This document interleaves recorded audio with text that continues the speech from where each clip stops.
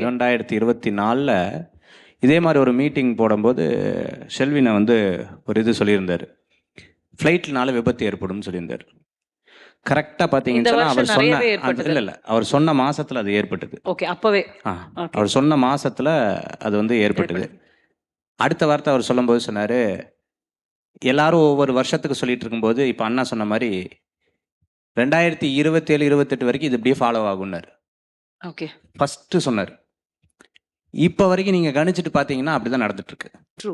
So அவரோட சொன்ன வார்த்தை அந்த மாதத்துக்கு கணக்கு போட்டு பார்த்தீங்கன்னா அது அப்படியே நடந்தது நம்மளால் பார்க்க முடியுது. இன்னொரு ஒரு இடத்துல இப்படி நாங்கள் ரவுண்ட் டேபிள் உட்காந்து பேசும்போது அந்த வார்த்தையை சொன்னார். நான் வந்து எப்போவுமே அந்த ஐ ஃபாலோ தட் ப்ரிடிக்ஷன். கண்டிப்பாக ஒவ்வொன்றாக வரக்கூடிய வாய்ப்புகள். அதே மாதிரி போன வாட்டி நான் சொல்லும்பொழுது இந்த மலை சரிவுகள்னு சொல்லி இப்போ நீங்கள் அதை நிறையவே ஏற்பட்டது அதை நான் சொல்லியிருந்தேன். ஸோ இந்த வருஷமும் அதே மாதிரி கண்டினியூ ஆகக்கூடிய வாய்ப்புகள் வந்திருக்கு.